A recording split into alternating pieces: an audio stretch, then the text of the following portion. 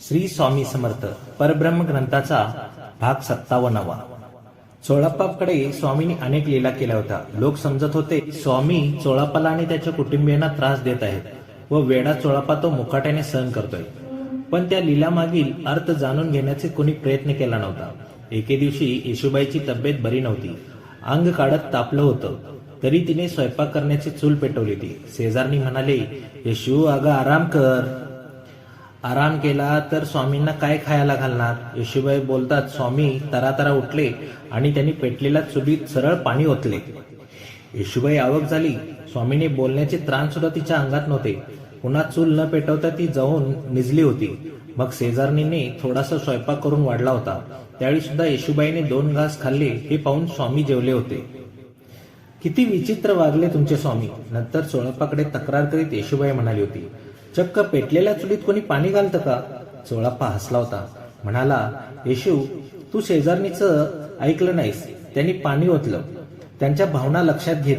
तू सतत काम करीत आहेस ना, म्हणून त्यांना वाटलं होतं की तू आराम करावा. याच्यासाठी त्यांनी चुलीत घाण करून ठेवली होती. त्या दिवशी येशूबाई रागाने विचारले, काय काय म्हणून मी सहन करायचं? वेडे, ते लहान मुलासारखे वागतात. तुझ्या आईच्या ठिकाणी पाहतात. केवढा मोठेपणा देतात ते तुला. मुलाच्या वागण्याचा कधी आईला त्रास होतो का? येशूबाईला यावर काहीच उत्तर नव्हते. काही दिवसांनी कसल्या तरी उत्सवाच्या निमित्ताने येशूबाईंनी सोहळेपणाने स्वयंपाक करायचा प्रारंभ केला होता. स्वामींनी ते पाहिले आणि आवळेपणाचे ते स्वयंपाकघरात शिरले होते. येशूबाई संतापली होती. तुमच्या स्वामींना एका जागेवर बसवा पाहू. चोळप्पा वरती रागावली होती. स्वामी कशाला स्वयंपाकघरात जाता तुम्ही? चोळप्पाने स्वामींना समजावले. ते करू दे ना तिला स्वयंपाक. स्वामींनी काही बोलले नव्हते. पुन्हा उठून स्वयंपाकघरात जाऊ लागतात. चोळप्पाने त्यांना अडवले होते. अहो, ती सोहळ्याने स्वयंपाक करते, तुम्ही कुठं सोहळं नेसलंय? पुन्हा ते रागावले. स्वामी बसून राहिले होते, पण त्यांचे सारे लक्ष स्वयंपाकघरात होते. चोळप्पा मात्र आजपर्यंत आपण किती भांडी घाण टाकली आहेत याचा विचार करीत राहिला होता.